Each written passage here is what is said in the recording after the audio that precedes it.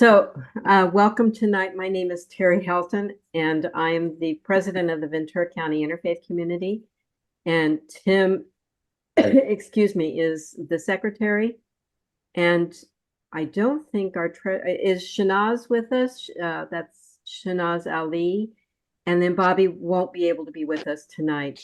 Bobby Grantham is not going to be able to be with us. Her husband was having some complications. So There's someone called Irshad and Shaina, that's them. Yes. Yeah. Hi. Both here. Hello.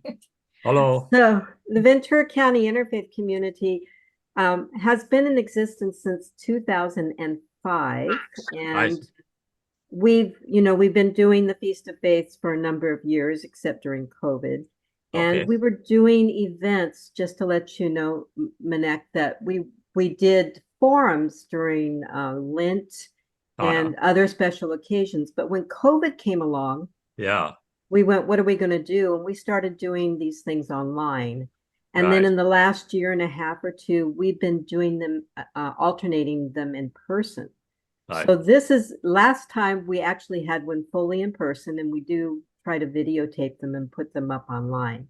Right. So this time is kind of exceptional because we've gone backwards to do it totally via Zoom. Right. So it's kind of fun to do again. Sure.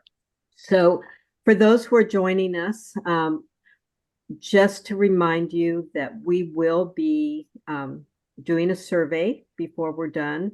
Tim will put the link in there that you can do the survey because we like to know what we're doing right and what we could do better. And I am going to remind us that we have an upcoming event in April. It will be called Faith and Funding. How does your religious tradition address the collection and distribution of funds to support the congregation, the community, charity, and gifts to one another? And are there rules and restrictions that exist? And so look online at vcic.info to see the information about that. I'm hoping some people saw that tonight and joined us for this special event. So I don't think I'm forgetting anything. If you have questions, we ask that you put them in the chat. And Tim Helton, and I should have been introducing my husband in a wonderful way. He went to Claremont School of Theology and got a master's there in, I want to say, anthropology of religion. Is that right, honey? No, theological studies. Theological studies, and then he got a doctorate from Drew University in philosophy of religion, and I'm also a master's. I may have said it all wrong. I'm bad. But the best thing is he is a wonderful husband, a friend, and a big supporter of interfaith dialogue and understanding.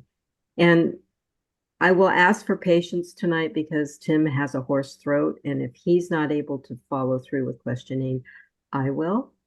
And at the end, I will make sure that we catch any questions that we can ask of Maneck. So you have a tough night ahead of you, Maneck, and I'm going to let Tim introduce you. Okay. So thank you very much for being here, Maneck. Maneck Bhujwala was born in Bombay, Mumbai, India, and came to the United States in 1965 as a graduate student.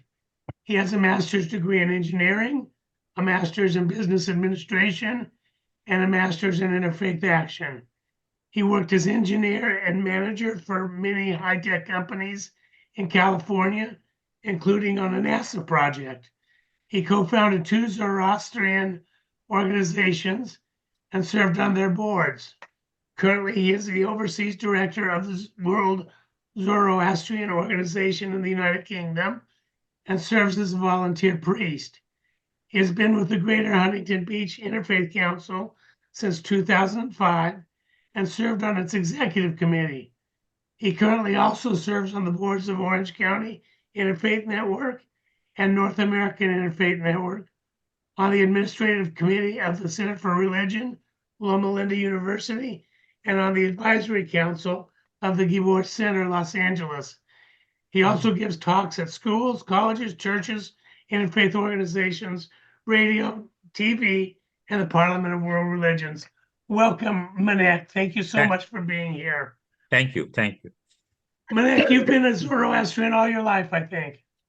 Where? I say you have been a Zoroastrian Oh, all of yes. your life, I Yes, believe. yes. We never thought about changing our religion, at the times that we grew up, and basically, even now, it would be very rare to have someone, change from the Zoroastrian religion to another religion. So that's Well, the way we were. we're so glad to have you with us. This Sure. is the one religion that we haven't really touched on. And I know that this religion is influential to several other Western religions. So we'll touch on that Sure. momentarily. But Sure. let's begin at the beginning. Uh-huh. Maneck, can you tell us a little bit about the origins of Zoroastrianism and its Sure. founder? Sure. Well, the religion is, a- approximately over 5,000, 6,000 years old. Wow. Some people put it even older, and some people put it a little bit later. The different scholars have tried to, and the way they try to come up with the dating is depending on the wordings, the words of the prophet. His original name is Zarathustra, okay, and like the shining star or something like that. And the Greek philosophers like Plato and Socrates, who studied his teachings, after Alexander went to Persia, and he probably brought back certain information, and they basically were very impressed by it, and they called him Zoroaster or Zoroastres, in Greek word. And but and of course, he was born, or he was living somewhere on the border or land area of eastern Iran, or the eastern part of the Persian Empire, which at that time included some Central Asia also, and all that. And so, but that is approximate, his patron who accepted his religion is supposed to be at that time the king of Afghanistan area, which was also part of Persia in those days, you know. And his name, the king's name was Vishtaspa, and so he was, born in those times when there were also the problems similar to what we face today in the world, tyrants, oppression, suppression, all kinds of sufferings. And according to the information, the people cried out to God, and the name for God is we use is Aura Mazda. Mazda is wisdom, and Aura is like a Lord, or that kind of thing. So Lord of wisdom, you can call it, or Lord of creation, or wise Lord, there are many ways to say that. But so the people cried out to God to say, send us someone, some savior, who can deliver us from all this suffering, And so apparently Zarathustra was born to a parents, who parents were also kind of very uh, religious type, and they were, living a righteous life and all that. And apparently, the child was born to them. And then, when he grows up, apparently, according to the legends or what have you, the evil people tried to kill him, in various ways. Um, but he escaped miraculously. He wasn't hurt, uh, despite the adventures. But then, around uh, 30 years or so of age, as he grows up, he also starts beginning to uh, meditate about, what is the cause of suffering, right? And so he kind of uh, goes off into isolation a little bit, and thinks about what are the causes of suffering. And he is apparently kind of through his meditation, he asks God many, many questions, okay, who made this world? Who did this? Who did that? And all that. and then he arrives at the answers to those questions that he had, and basically he arrives at certain basic principles, and we are lucky to um, have his original words, which were composed in a poetic language. He was a kind of poet, and he's written or composed them in a unique poetic meter. And the language of his time that was used by him was called Avestan, Avesta or Avestan, which is a language that is a very close sister language of the Vedic Sanskrit, the original Sanskrit in which the Rig Veda was written. So it's similar. So when in later times, when the people started to decode the Western version, they actually took the help of the Vedic Sanskrit, because many words are similar. For example, his compositions are called the gathas, Gatha, gathas, which is also a Sanskrit word, for a sacred song, kind of thing. So then he, composes this, and there are five gathas, in which he has composed, his how he started and how in the beginning he faced discouragement. He didn't have many followers. He kind of cries out to God that I don't have many followers, all that, and how then eventually he goes to the court of this king, and so the king and the queen, they both basically uh, accept his new religion, and then it starts to grow. So, and the thing is why it has escaped the destruction, because then over time, there are invasions, right? And so during the invasions, the invaders usually try to destroy, anything that is written, those kind of things. But because he had written this in the poetic language, the priests, followers, they were able to memorize all that and recite it every day in their daily ritual or prayers, kind of thing. And so we are lucky to have it because those were not destroyed. That's wonderful. So or around 5,000 years old. Right.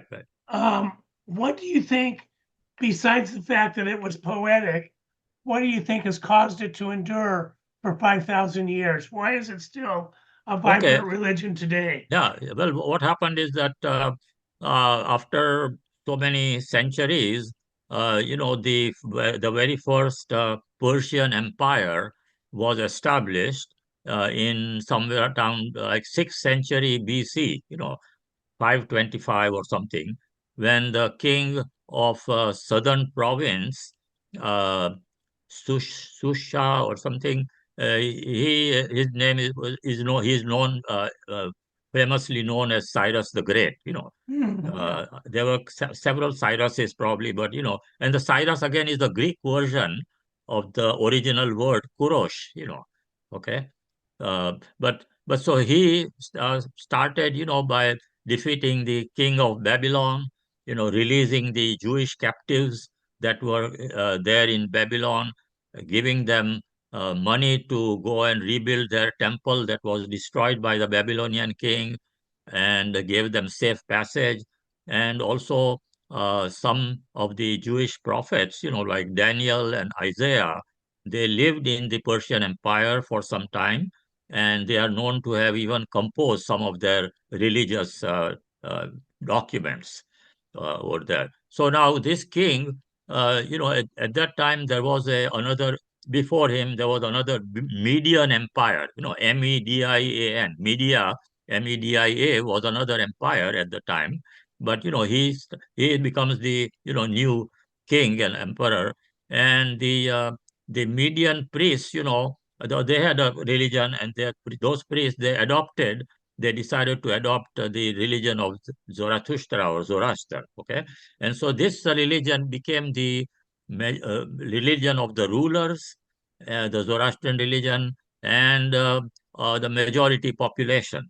And so that's how the religion became more and more prominent as Cyrus started conquering other, countries and, and also just a little side note for Cyrus is that he, a kind of a clay cylinder was found in somewhere in the Babylon area because that was now part of the Persian Empire. And in that, he had his edicts, were inscribed. And that clay cylinder is in the British Museum, and a copy of that is in the United Nations building, and is known as one of the oldest human rights declarations. So the religion was based on, or the Persian kingdom or governance was based on some of the principles of the Zoroastrian religion. And that religion lasted for over 1,000 years, from 6th century BC to 7th century AD. There was a brief interruption when Alexander conquered Persia, and he of course died very soon, after his conquest in various places. And these generals, Seleucid, and they basically ruled for about 150 years or so. So there was a brief interruption, but then again, the religion was revived under the Persian emperor, Persian kings, that they established their dynasties, kind of things. Wonderful. Tell us a little bit about the religion itself. How does Zoroastrianism understand the cosmos or the universe? Well, the the prophet Zarathustra or Zoroaster, he in his religion or in his teachings, he is focusing on how we should be living in this earth, on this earth, in this world, in our society that we know, that where we interrelate with other human beings, and other creations. So his focus was mainly on that. So he did not really start describing, how the universe was created or how there is heaven or hell or anything like that. The only thing mention he does something related is he says that if you live a righteous life, then you will go to the house of songs.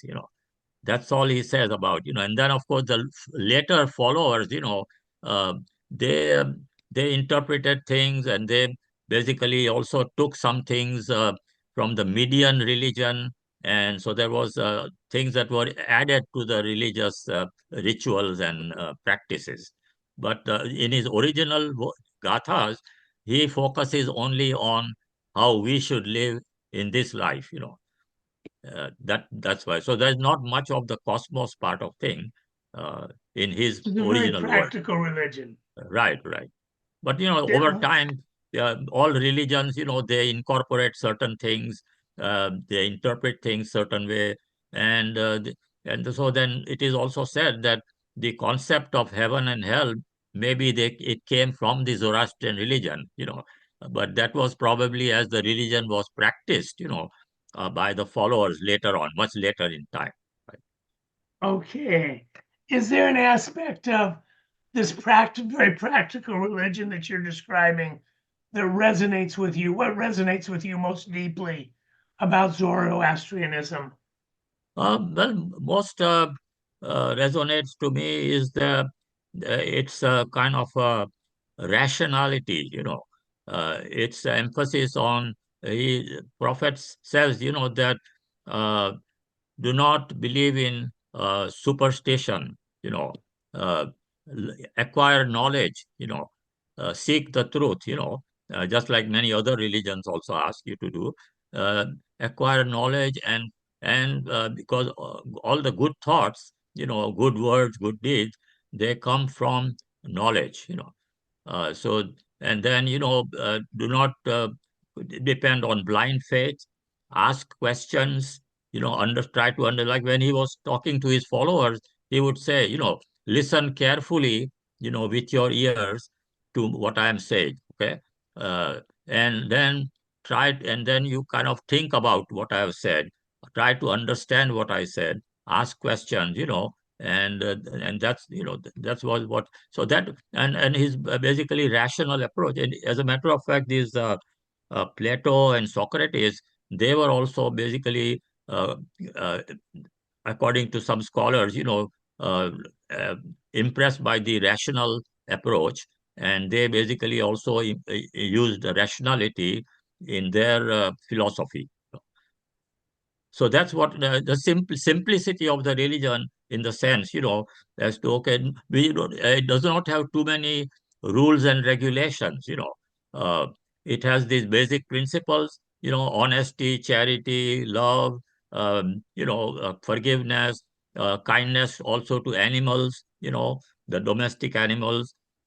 He's basically encouraging the farmer as a settled life of a farmer, because in those times it was mostly, people were, hunters and gatherers and stuff like that.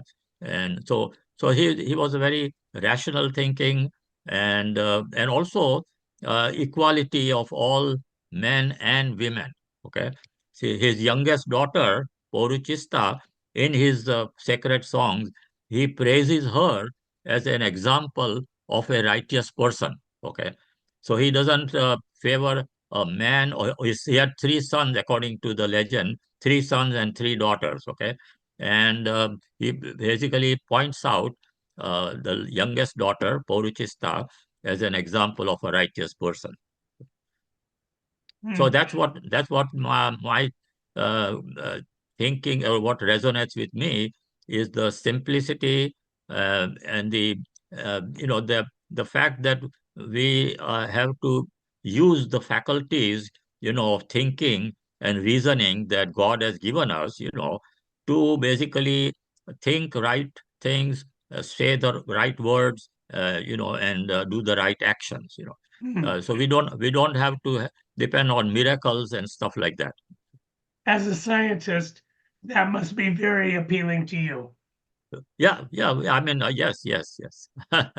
I mean, when I grew up, I wasn't a scientist, so I was just going to the temple with my father, and I was the atmosphere of the temple, cleanliness, hygiene, uh, that kind of created a certain environment that kind of penetrates your body, So whenever I come out of the temple, I would feel a certain nice feeling, Uh, and we used to pray at home also, my father, mother, and all that kind of thing.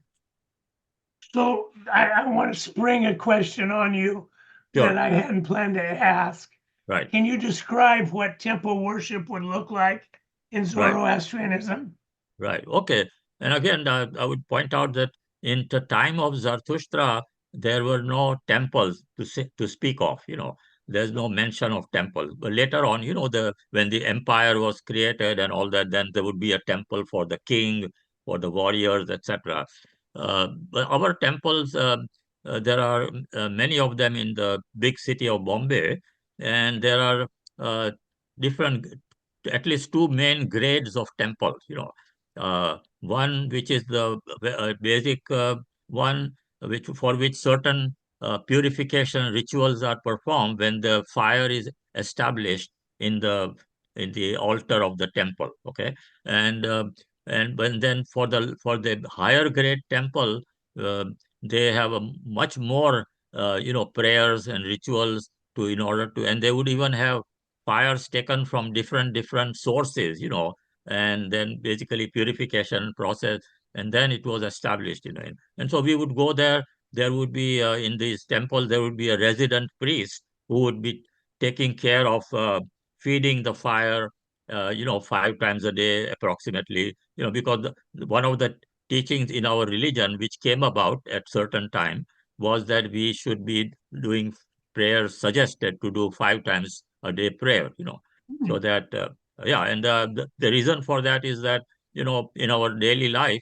we get attracted to many material things, and we become jealous and we become angry and all that kind of thing. So we kind of take a break, and pray to God, think of God and think of, reflect on what we are doing, etc. So that the priest would be feeding the fire with wood, dry wood, etc. sandalwood, which is a nice perfume comes out of that. And people would go there, say their prayers. First of all, they would wash their hands and do the ablution and do a certain ritual prayer before they enter the precinct of the temple itself, and then they go into the inside room where they will bow down, and pray to God, in front of the fire. So fire is like a representative, or a symbol uh, of God, because you can't see God, as a human form or something. So we all, most of us, we are not philosophers. We need something concrete to look at, right? Even all other religions, like in Christianity, you have a cross, a wooden cross or a metal cross. In the Hindus, they have an idol, and Catholics, they even also have idols, saints and Jesus and all that. And in the Islam also, they have the Kaaba, the house in that they face, whenever they are saying the prayers, they face in the direction of that Kaaba, at least that's my understanding, if I may be wrong, But we all need something concrete to think about or to face, and so that in the daytime we will face the sun, any source of light, source of warmth, source of life, that kind of thing. So, but that's what we would do. We go there, do our prayers, uh, put the sandalwood offering, and the priest will pick up and put on the fire, and after the prayer, we come home. Okay. Do the natural elements such as earth, water, and air have any special significance in Zoroastrianism? Yes, we do have prayers of praise. The prayers are basically a praise of the earth, water, fire, sky, etc. And they are considered as adorable creations of God, that provide the function of life. They are the basis on which life on earth, happens, right? So we have to praise them, we have to thank them, for their function, for the work, for what they provide us. So in my daily prayers, I would be facing the sun in the morning, and doing a prayer in the evening after sunset. I would be facing a little candlelight, and doing the prayer, etc. But yeah, all these elements, elements of nature, are worthy of admiration and praise. So we say the praise. Ah, ah. So, what challenges do Zoroastrians face in the modern day world in maintaining their traditions and beliefs? Right. Well, in the modern day world, we face challenges to preserve our ethnic identity. Okay. Uh, so what happens is, because in the old times, even when I was growing up and all that, we would marry, a man and woman would marry only within their community, within their ethnic community. Now, at that time, girls, women were not allowed to even study beyond a certain age in India, where I grew up. My mother was taken off from school after fourth grade, and then her mother, my grandmother, she had a private tutor come home to teach her, so they would not be coming in exposed to other ethnic groups. We would pretty much stay. Of course, the men would be going out; they would be doing all kind of business and export import and all that kind of thing. But the marriages were mostly within the community. Today, the society is different. Young people, girls are able to study what they want. They can work outside the house, and so just like in all other communities, they fall in love, right? And then they marry, although parents will try to guide them that, from a practical standpoint, it is better to marry within your community, because then you will share the same cultural things, that you grew up with, and so they would face a challenge, because already a man and woman are different, they have different, each man and woman have a different personality and all that. So already you are going to face differences in marriage, no matter what. But when you go to outside your community with a different culture, different things, and their in-laws may have a different expectations, and so you will face a higher challenge. So that's what parents would try to guide their children. But this is a modern generation, and so that is the intermarriages are kind of a challenge. Uh, right now, the men, uh, if they marry outside, they are accepted, or their children are accepted more readily, because usually, the patriarchal system in all many societies, even in India, uh, the husband, the children would usually follow the father's religion, and they would take the father's last name, right? So that could create, all kind of uh, uh, disbursement, diffusion, what have you. So that's the challenge, and we discuss that in our communities, as to how we should accept. And sometimes the husbands are open-minded, and they will actually allow the mother, to bring up the children in her religion, kind of thing. But that's a challenge we face. Hmm. Um, in your opinion, what are the most important things that Western culture can learn from Zoroastrianism? Well, I would Perhaps say that, ethical teachings? yeah. So I would say that, the the one thing is that, we have to really understand what we mean by religion, okay? And that is applies to all communities, or all religions. Is it the one that is being practiced by the, say, community leaders or the priests or something, or is it the one that is that was the original words of the prophet? And what has happened is that um, the Zoroaster's original religion uh, added on several other things from other, probably other sources. Some of them were okay, some of them were probably valid things, practical things, that just like, you don't reinvent the wheel. So we can learn things from other religions, other sources, uh, but as long as they did not violate the principles that were taught by Zoroaster, like, if you start practicing discrimination, inequality, discriminating against women or other sources and all that, then that is, you are following the current customs, of the place where you are living, the society, rather than the prophet. So that's where, we have to keep in mind that, according to me, I would I would pay importance to the original words of the founders of the religion, like Jesus Christ. Okay, what did he say? He talked about love thy neighbor as thyself, right?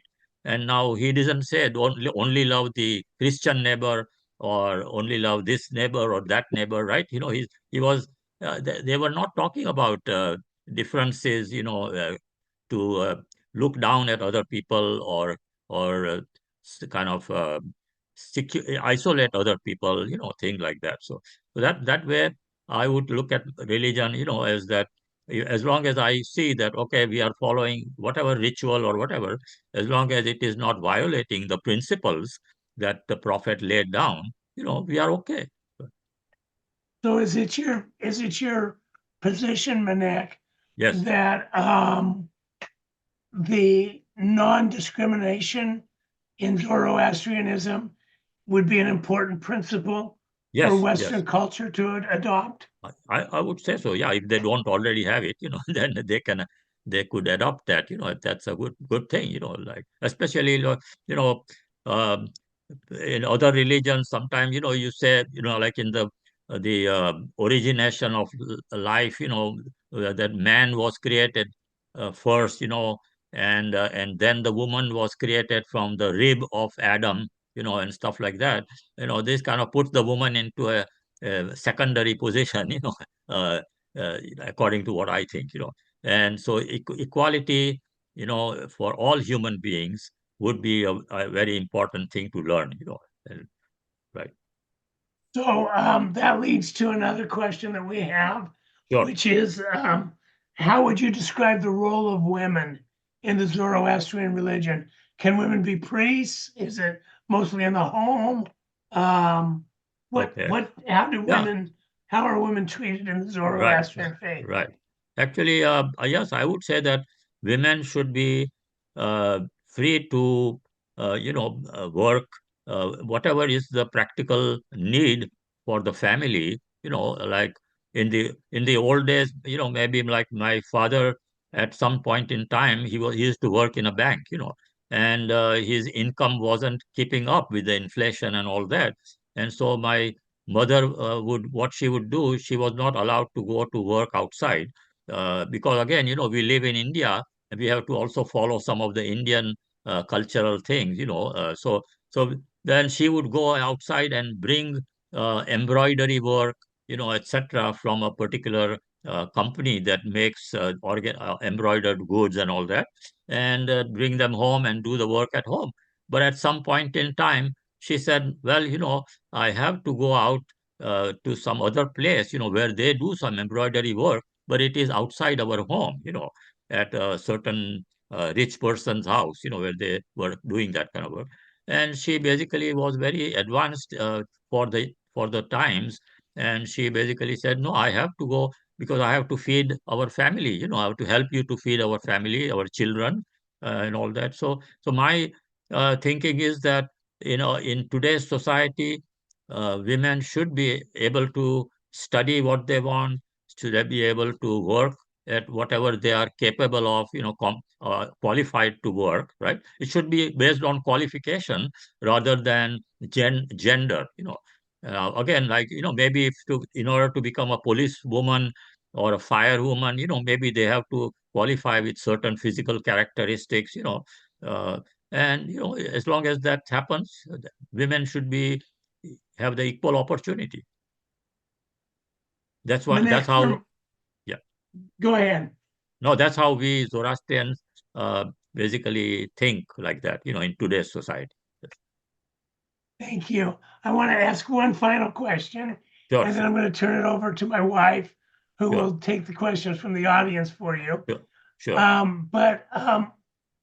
And you've been a Zoroastrian. You said you were born in 1940. Right. So quickly doing the math, I think we're at 83, something like that. In those 80 plus years, what's been the most challenging thing about being a Zoroastrian in today's society for you? Well, you mean in my early years after I was In born, your own life, in my early own life? years, late Oh, years, whatever. well, I would say that the uh, challenge, challenging thing wasn't too much as far as I can understand, because I had a natural interest in the religion. I actually, when I was growing up, I wanted to become a priest, uh, Hmm. you know, uh, but there's one thing that in that particular society, and even today in India, only the hierarchy, it's a hierarchy, hereditary system, that you have to be born in the priest family. Now, in the ancient time, they used in Iran, in the very, very ancient times in Iran, they used to have groups, made warriors, priests, tradesmen, farmers, and the reason was that at that time they didn't have colleges and institutions to teach people, so the knowledge went from father to son, right, or mother to daughter, or what have you. So that made sense in those days. Then over time, all those different groupings went away, and for some reason, the priests, have maintained their grouping privilege, and right now there are discussions, and as a matter of fact, I myself um, became a priest, even though I'm not from the priestly family.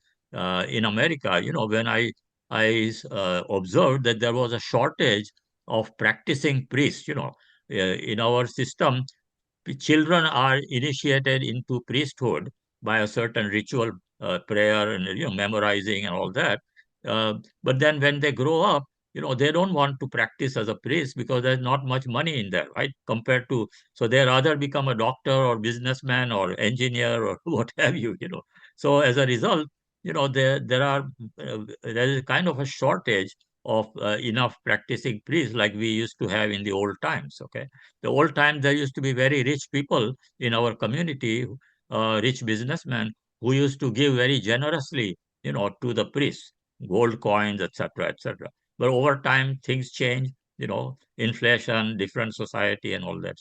So that's what I didn't think that it was a challenge for me personally. My father used to be, of course, very particular that I have to say my prayers. Like before going to bed, I have to do a certain prayer. The basic prayer where we untie the woolen thread that we tie over our over a cotton white undershirt, and say the prayers while doing that, and then while tying back the woolen thread, which is basically affirmation of our religion, and kind of a reminder for us, that we have to live a righteous life, etc., etc.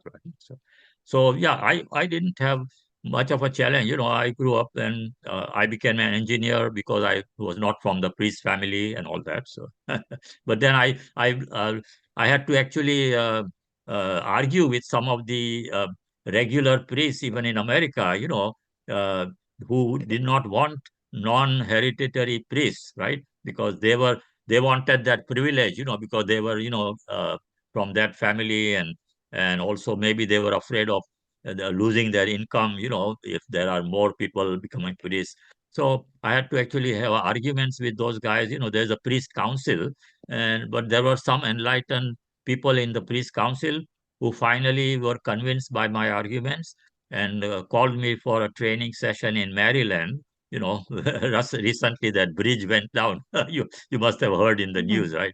Uh, and so there, I was trained by a couple of those priests, and how to do certain rituals. I was already fluent in my prayers, because I used to go with my father to the temple. I used to pray at home and all that kind of thing. Maneck, it has been such a pleasure speaking with you. You're I'm going to do two things real quickly. One is I'm going Sure. to put a survey in the chat, and if the participants can just click on that survey and fill it out sometime between now and the end of the session, I would be grateful. And then I'm Sure. going to turn it over to my wife, whose voice is much better than mine right now, and she will field the questions from chat and from the audience so that she can address those to you. Thank you so Well, much, Maneck. I appreciate You're it. welcome. You are most welcome. Yeah. Yes, thank you. And I may end up coughing a little bit too, so Right. it's all good. Mhm. So you were talking about the priesthood right then, so I want to catch this question right away because I had it and then somebody else had it. I had a bunch of questions come all of a Sure. sudden. It was like they flooded me. Sure. So what it is we want to know, can women be priests? Yes, yes. Actually, in our modern society, especially in the USA, we have actually some women who have become priests also. Just like me, I became a priest from the non-hereditary, non-priest family, and women can also become priests like that, even without any heredity or non-heredity. And so some Okay. of them have become, not a large number, but some of them have become priests. Do they become priests other than in the US or North America? Yeah, I would say that in other places also, in Europe, actually, there are some people converting to Zoroastrianism in Europe, in Sweden and Norway and France and even Germany.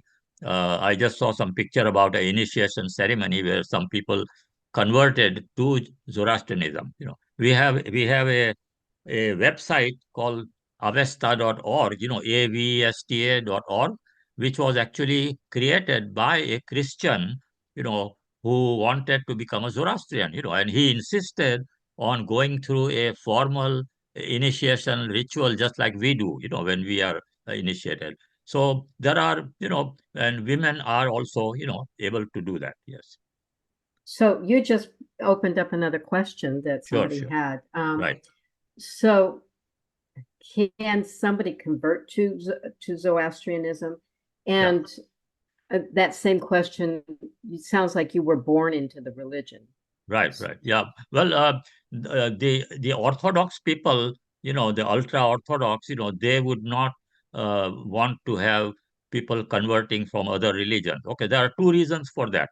One is that, when we were accepted in India, I'm talking about India, in India, when we were accepted, given political asylum, because we were taking refuge from persecution, religious persecution in our native homeland of Iran, because after the Arab invasion in the 7th century AD, there were a lot of pressure on the Zoroastrians, all kinds of things happened, just like many invading forces, the soldiers and all that. There was genocide, and the persecution went on, discrimination against us went on for centuries, after their invasion. Over time, it became even worse sometimes. Some rulers were more harsh and brutal than others, all that kind of thing. So in India, what happened is the king who accepted us, who allowed us to settle in his country, gave us land, gave us freedom of religion. He said that, you must not convert my people. Okay. And so we made a promise to the king that we will not convert your people, and we will learn the local language. We will also learn to put on the local clothes, dress, especially for women, and all that, whatever their cultural requirements were, as long as they gave us freedom of religion and allowed us to stay freely in their land. So that for that reason is one big reason. The reason is that we respect all religions, and so we are hesitant to convert people from other religions. So we do not have missionaries, going out to convert people. But when people learn about our religion, about our teaching, like an interfaith or whatever, when we give a talk on our religion and we tell them how we practice our religion and how it was taught, then some people want to convert, just like many Americans and others, convert to Buddhism, right? Or some maybe convert to Hinduism or on to Islam, because they are impressed. Something touches them that makes it very attractive to them, And so if they come to us, first of all, we screen the people, as to say, okay, are you really, do you understand the religion? It's not just like, you have a whimsical thing and you want to become a uh, Zoroastrian, and then again after some time you want to go back and maybe you might badmouth the religion, or something. So we screen the person. We even sometimes talk to their parents, or if they are younger person, to make sure that it is okay with them, And so that's why we are not very strong in going to convert other people, right? But we So, accept them, if they are really okay, I understand. So right. that, Rabbi Mike, who's with us, might have comments for that, Sure. similar type of comments. So you mentioned that you went through special ceremony. Right. So are there ceremonies at different ages for Zoroastrianism? Is there special, I'm going to refer Yeah, back to Judaism, and there's the special right, bat mitzvah and bar mitzvah. right, Christianity, there's confirmation. right. Is there a special times with Yeah, we Zoroastrianism? have our initiation ceremonies, are usually performed between the ages of 7 and 11, and for the girls, it is a relatively younger age, so that because they are the priest is going to put on the cotton vest, on them, and from the physical standpoint, they will prefer the girl to be at a younger age, and so I was initiated when I think I was 11, uh, and my sister was initiated when she was about 2 years younger than me, and so she was initiated around 7 or 9, something like that. And So because our initiation happened at the same time, both of us were initiated at the same uh, ceremony, and then we invite people and have it like a fiesta. We have After Party. after the religious ceremony, people have dinner, together. So what does this vestment symbolize? Okay. The vestment symbolizes humility. Cotton, white cotton white is the color of purity, purity of body and mind, so it kind of reminds us of that. Okay. And then on that shirt, the inner shirt, we have there is like a small pocket, in the front, close to our heart, kind of. Uh, that's to remind us of collecting good deeds, Okay. Uh, then there are some other symbolic things. There are stitches on the side that remind us of good thought, good word, good deed. There are 3 rows, things like that. On the back side, again, there is something to remind us that we have our physical life and our spiritual life, or physical nature, spiritual nature. So that is the symbolism of the white cotton shirt. The shirt comes from cotton, of course, simple. And then the woolen thread, it comes from a lamb's wool, and it is woven by our ladies, and while they are saying prayers, and there are like 72 strands of that are woven into a particular one thread, and the 72 strands symbolize or remind you of the 72 chapters of our prayers, just now. Okay. So and again, we tie 3 knots, and again, good thought, good word, good deed. So there are many such symbolic meanings. Oh, that's pretty cool. So I feel like you're leading one into the other. It makes me think Sure, that sure. you have an educational system set up for all of this teaching, or is it only done in family? Well, it is basically my father's who used to send us to a priest, yeah, so myself and my sister, we would go to that priest's house, and he would teach us, how to do the certain kushti, prayer, how to wind the kushti, tie the knots, like a reef knot and all that. And then we would be prepared for that. Otherwise, my parents would also teach us prayers, etc., but they sent us to a priest usually. And then the priests are also trained by a specific kind of school or college type thing, where they go through a lot of more training, teachings, all that kind of thing, right? See, it's a well-kept secret. So are there any dietary laws? Dietary laws? No, we don't have dietary laws, except that the general law of moderation. So if we are not said don't eat this or don't drink that, but in our prophet's teachings, he actually condemns people who would become drunk. Okay. So drunkenness, or taking any kind of hallucinatory stuff, so that was the thing, that have everything in moderation, and none of the thing that can create a problem in your system, type of. Okay, so that We means do that have a at in certain time, there is a vegetarian society that was formed in India by some of our people, who believe that we need not have to eat animals. We can God has given us plenty of vegetables and fruits and things like that. That should be so. There is a vegetarian society. Some people follow that, and they will only eat vegetarian food. Uh, Other people may not follow that. So. okay, that makes sense.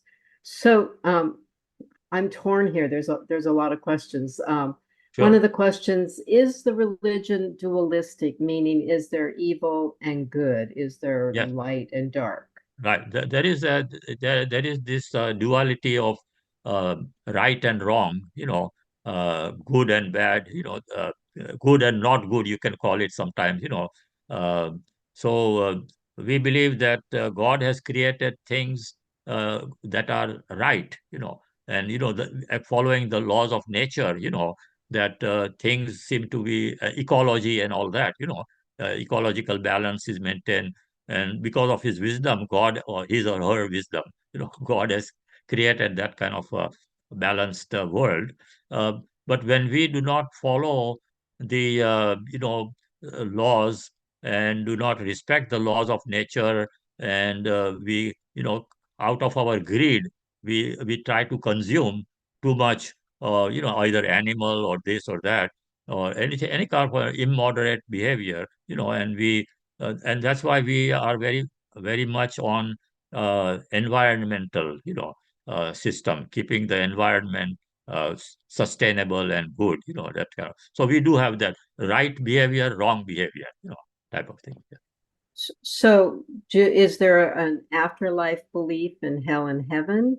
Um, Yeah, as I said, we do not.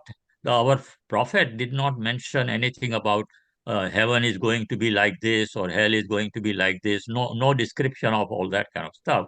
Um, but it's just that the meaning of the teachings was how you can live a life of peace and create peace in the world, and happiness for yourself and for others. That was the goal, not because you are going to heaven or you are afraid to go to hell, but because that is the right thing to do. So you have to think for yourself, okay, based on what you know about your religion and right and wrong, that you will choose before you take an action or say something. You think about it and say, okay, is that the right action to do? Am I going to hurt someone? Am I going to hurt myself or my family or anyone, by what I do? So that is the condition. But the heaven and hell was not mentioned in the original teachings. okay, wow. So somebody asked it in a difficult way. They said, is Zoroastrianism a non-eschatological religion? So I just drilled down. Yeah, sure. Yeah. Can you describe your holy or holidays? Do you have holy days? Yes. Well, we have like we have, of course, our New Year, which just happened on the 20th or something. The vernal equinox is the kind of time when we have our New Year, beginning of spring. Okay, and then about then so we celebrate that, with prayers, with nice food and music and all that. And then we, on the sixth day after the New Year day, is the supposed to be the birthday of our prophet Zarathustra. So we celebrate that. Then we have uh, six or seven seasonal events called gambars, where the people meet each other, and there are certain things like mid-spring, spring, then midsummer, summer, midwinter, winter, etc. And they kind of tend to follow some of the agricultural season, events, harvesting, so this thing, planting, something like that. And so what happens is that all the rich and poor people, they gather together. We say our prayers, we offer, food, etc. during our prayers, and then after the prayers we all have food and drink together. And the rich people, uh, according to tradition, would do charity, to the people who need any kind of material help or something. So those are six or seven of the Gambars. Then, of course, we have the initiation was again another ritual ceremony event where we invite people and we have celebrated after the prayer. Then we have the wedding, is also done according to a religious ritual ceremony. And then funeral is also done according to a certain ritual ceremony, prayers, certain prayers and all. Okay. Wow. So that somebody asked, is there fasting Right. in Zoroastrianism? And sometimes that follows holidays, such as it's Ramadan right now, and they're fasting. So do you fast in Zoroastrianism? Pardon? Do you do fasting? Fasting, no. We do not have fasting in Zoroastrianism because we consider that we are hurting our body by not providing it with food. That's the general principle. Eating, drinking in moderation. Don't overeat, don't overdrink, that kind of thing. But but do not deprive the body, of the nourishment, that it needs, and so, but again, that doesn't mean that we do not sometimes do fasting, sometimes if we feel like, that is a good idea, to fast sometimes to give the body a rest or something, we are free to do it, because that is ultimately it is our decision, every individual has the freedom to make their own decisions in life, there will be rules and regulations, but they will pertain to how you have to behave while you go to a temple, or if you belong to a certain organization, what are their rules, like going to a temple, you have to have a certain kind of dress, cleanliness, etc. Very important, right? And even in the house, Yes. yeah, house also we have to resolve that. But otherwise, you are free to make your decisions, and as long as you think that that is the right thing to do. Okay. So there's a couple of questions and pertaining to going back to how you meet. And one of them is, well, first of all, I'd like to know, what does the group worship look like today? What is the group worship? Yeah, do you get together as a group and have Oh yeah, worship? yeah. We when we uh, get together, like in our, for example, a Zoroastrian organization, where we will basically say our prayers, some prayers together, some prayers the priests themselves do the major part of the prayers, but some of the prayers we all join together, to say the certain short prayers. Okay. Yeah. And is there a sermon or a teaching of any sort? Yeah, sometimes there is a sermon. Depends on the organization, what their uh, plans are. But yeah, we do have some people doing a short sermon, or sometime on some of those event days, New Year Day or special event days, there will be some people giving a little presentation, uh, Okay. right, about that particular event, about the religious significance, etc., etc. Okay. So one of the questions was, what is the nature of your community in Southern California? How many people? If you came into, you're in Long Beach area, you're in Buena Park. So if somebody came into Ventura County and was a Right. Zoroastrian, how would they find a group? And would there be enough people to be having a meeting? How Uh, does that look like across yeah. California and across the nation? Yeah, in California, just like other big cities, people tend to be more living in the large cosmopolitan areas, where there are jobs, or where can have businesses and all that. But so the majority of people probably will find concentrated in Los Angeles County and Orange County. Okay. Uh, then there are people who live in outside, Riverside County, Santa Barbara County. I don't know about Ventura, I'm not sure. But and San Diego, now San Diego also is having somewhat of a growing population there. And the thing is, we have two groups, one group that migrated from India, Pakistan area, okay, and the other group that has migrated directly from Iran, you know, especially after the Iranian Revolution, because before the revolution, during the time of the previous monarch, the Shah of Iran and his father, Yeah. many people actually went back to Iran because they were modernizing Iran, and they were inviting Zoroastrians from India also to come and work over there. But then after the revolution, things are different. So many people, have migrated to Europe, England, America, Australia, all that. All of that. So I'm going to go backwards. There's some kind of important questions I don't want to skip, but they Sure. may take a little extra time. Do you have any thoughts about the differences between the Persian Zoroastrian community and the Zoroastrians of India? There are differences in terms of language, because when we went to India, we had to learn the native language, Gujarati language. Okay.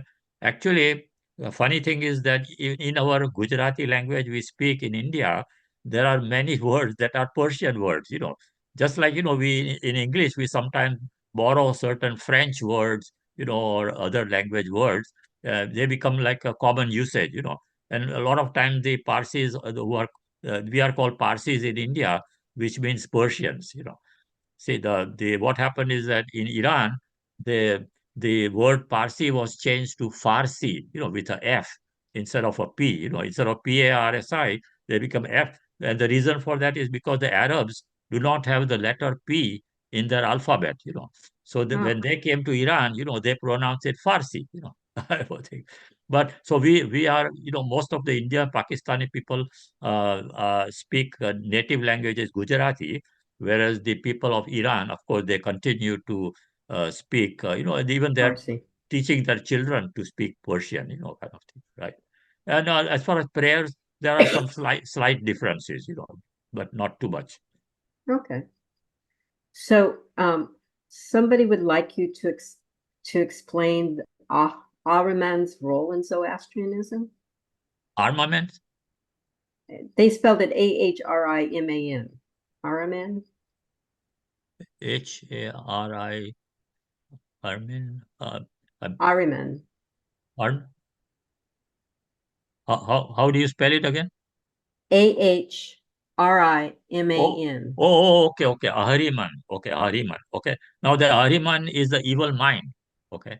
See, the good and evil are Oh, that was part of the other I are didn't in our know. mind. They are not like divine things. Like the spiritual. We have a spiritual part. In our each human being, right? Mhm. So there is the good mind and an evil mind.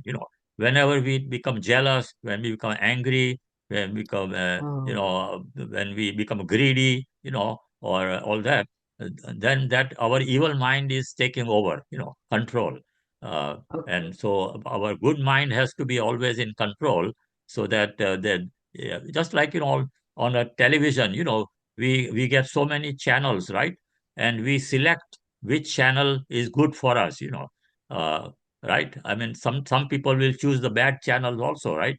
And that's why they try to prevent the children from watching certain channels and all that. So same way, we have to be vigilant and to keep our mind always with good thoughts.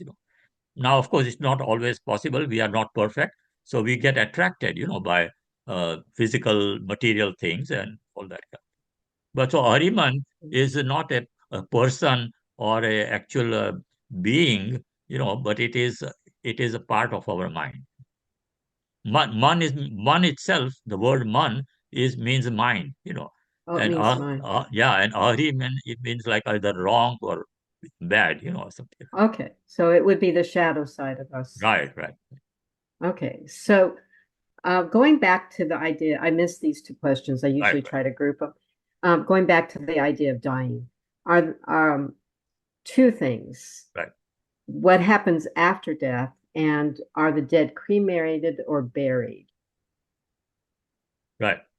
Well, we have again we have to be practical in certain uh, places where the facility is available, like in the ancient times, probably started because our people originally came from somewhere in the north, where the ground there was an ice age at one time, and so the ground would be frozen and it would be hard to bury someone, right? So I'm just kind of theorizing that for that reason, they basically said, okay, how can we dispose of the dead body? So they would create a place in a remote area away from the town or city, on a hilltop type of thing, where they would basically, after the prayers are done, the body is washed and cleansed and all that, and they take it to that hilltop and basically lay the body over there, and they are called towers of silence. And so Oh, even that's right. in our big city in Bombay at one time, it was not very crowded and populated. So they also created a certain huge forest type area, which is isolated. People cannot go inside. Anyone can't just go inside. Only the authorized people can go. And so there are some places like that. They are like there are walls, around that place, and only the birds like vultures, are the ones that basically they are known to be very efficient, in cleansing off the flesh, and as a matter of fact, I read that in Tibet, also they use this kind of sky burial, they call it, where they also expose the dead body to the birds, birds of prey kind of thing. So that's one. But then, in many places, my father's parents, they were actually buried. The reason for that is also that we do not want to pollute the elements of nature. So if you bury a body, in the soil, then eventually some of the bacteria, etc., from the body will or might permeate into the soil, the nearby water, etc. Right? So that's why. So what they do when they bury our bodies, they actually put a layer of some kind of stone or something, or lime or something, so that the bad stuff does not go and get into the soil, kind of thing. But today also we do cremation, because the reason they were not very enthusiastic about cremation is because we consider fire as one of the elements, holy symbols, and so it would seem like we are, polluting the fire, but we people who think realize that fire cannot be polluted. Fire burns up everything, right? Yeah. So Purifies. educated people, nowadays we do cremation. Okay. And then after death? After that, basically we just pray for them that their souls will be in peace and happiness. In my But you daily, don't, yeah, you said yeah, that you don't know of heaven or hell. we don't know So what is the after they are going to be. yeah, that's right. It's kind of Okay. like an insurance policy. If there was something bad, really, then it's better to be a good person, right? But the real reason is that if you are a righteous person, then you don't have the sense of guilt, and you'll be happy. You'll enjoy life right here on earth. So heaven can be on earth. One of our short prayers actually says that when the people who are in need, poor people, or people in any kind of need, when those people are taken care of, then the kingdom of God will be established on earth. That's one of our short prayers. So we believe that, everything is here, live a good life here, make everyone happy here, uh, don't worry about what's going to happen afterward, because nobody knows. Nobody has come up with a videotape, of how it is in heaven or hell. It's all based on faith, So somebody is asking, you spoke of soul. So what happens to one's soul? Right. And is it is there going to be a resurrection of the soul? Is there a reincarnation, or you don't, and it's Okay. the same answer. But of course, again, in the original words of the prophet, that is nothing is described like that. But we do have in some of our prayers, we do say that at the end of time, okay, and again that's a question mark. End of time, everything will be resurrected, to a fresh, new, state, or something. That's some kind of a general statement. So, and the word for that is called frasho kereti, which is at the end of time, so everything will be made perfect or near perfect. Or near perfect. You mentioned, and this is a question I haven't asked that somebody did want to know about your prophet said. They wanted to know if there were any other prophets. No, we do not have any other prophets as far as I know. Just the one. I mean, Lord, there are some people who are kind of saintly people, that live a very saintly life, etc. And we remember them, for their whatever their good things they did. But we do not have any other prophets as such. Okay. Yeah. So okay. And then this was way back at the beginning, and I almost missed it, but it actually came to my mind also. Okay. I didn't ask this question, but it came there right away when you talked about praying 5 times a day. Yeah, so their question was, could you, the requirement for Muslims to pray 5 times a day comes from Zoroastrianism? Is there a Well, possibility? I think that's very, very probable. The reason is because one of our Zoroastrian priests, he was traveling around, outside Iran, and apparently he became a friend of Prophet Muhammad, in his early days, uh, and so he, informed the Prophet about how we practice our religion, and about so the 5 time prayer probably was one of the things that he told Prophet Muhammad. And just like Prophet Muhammad learned about something about the Jewish religion and something about the Christian religion from some, I've read that one of either his wife's relative or uncle or someone was a Christian or something, and so he probably learned something about other religions, because he used to be, riding camel and, traveling, from one place to another, something like that in his early life. So, so that's what I feel, that it's very, very likely that he got that. He probably learned that he has a good practice, to keep our mind constantly, aware of our spiritual part. Right. Well, and I couldn't, when you talked about the pocket and doing good deeds to put in there, Mike, Yeah. it made me think of mitzvahs. So, doing the mitzvahs of the Jewish faith. So I've come to basically the end of most of the questions. You have Okay. been a tremendous, you've Sure. shown valor in answering all of them, Thank you. and we do appreciate that. I am going to ask if anybody has another question, that they would unmute themselves and ask that now. I know, Mike. Yes, sir. Go for it. Yeah. So thank you again for the fascinating presentation. I have heard that the Jewish exposure to Zoroastrianism Right. during the Babylonian period led to ideas of almost dualism of good and evil, but more than just an internal tendency, almost a supernatural tendency Oh, of almost spiritual forces of good and evil.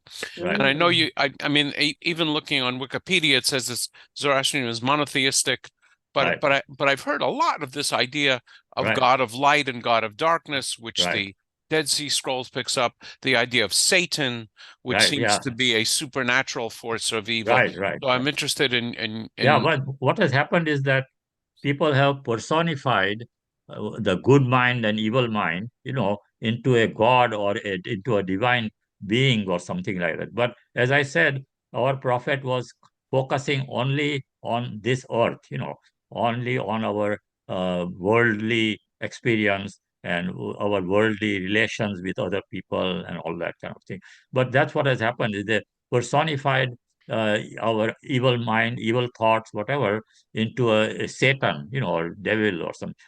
It's kind of like, when people say that, oh, I didn't do the wrong thing, the devil made me do it, So they use an excuse to say, well, sorry, but the devil made me do it, So they don't take responsibility. Whereas in our religion, we are accountable for our whatever we do. Okay. In the end, it is our decision. We can make mistakes, sometimes, and we can learn from our mistakes. But we are the ones decided to do something. Okay. Because nobody unless someone, if your parent forced you to do something, then of course, then they would be accountable. But it is not some divine being or personality that is causing us to do something. That's the way I understand. Thank you. Sure. Go ahead. Yes. You mentioned we apparently established that it's not certainly as Christians understand it, an eschatological religion. But you mentioned the phrase "end of time." Right. Could you elaborate on that in that context? That there will be an end of is that an end of history, or is it end of the universe, or a cosmological idea? Well, that's really up in the air, as to when that end of time might happen, but that is not elaborated on. It just says that at the end of time, I guess everything comes to an end, right? From our knowledge of science, of astronomy, all that, we know that at certain point of time, the sun will die out, right? Our sun is going to die out. It's going to be a dying star and all that. And everything comes to material things are coming to an end at some point in time. So who knows what that means, end of time, whether at that time we will be on a different planet, or we will be how is the resurrection going to be happening? That is not explained. But that has, But then- so that would have material, from material causes, not necessarily from spiritual causes. Yeah, unless the spiritual, if we follow the wrong life, a bad spiritual type of existence, then we would suffer in our life, and make other people suffer.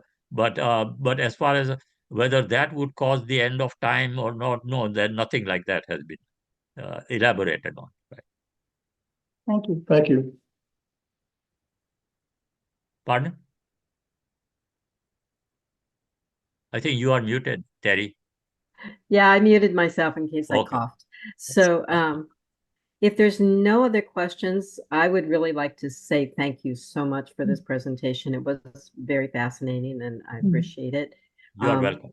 Always welcome to Remind come them of back the and join survey. us for meetings. And yes, honey, I will remind everybody of the survey that was posted in the chat. So, I see a question from Ginger. Oh, Oh, she wants to clap. Yes, we all want to clap. Thank Oh, you, thank okay. you, thank you, thank you. thank you. Yes, thank you. I really enjoyed it. Well, thank Okay, you. Mike, one more time. Are you sure you're done with questions? Yeah, I'm trying to restrain myself, and I will. Looks like there are two hands up over here, Mary and Tim. No, it's clapping. Oh, It's just clapping. clapping. Okay. Yeah, they're clapping hands. Right. Yeah, I So- myself am always very happy to, come and talk to people, answer questions, because our religion is so very little known compared to the bigger religions, that I take it's kind of my goal to make my religion more well known. And so I'm in several interfaith organizations, and whenever someone invites me for their event, and okay, one of the religious leader, I always take the advantage of that and do that. So thank you very much for inviting me. Thank you. And if Thank you you, know thank you. somebody in our area that's Zoroastrian and would like to be part of our interfaith group, we would be open to that. Thank you. So thank you. I appreciate it. Well, have a nice day or evening, I should say. Yeah.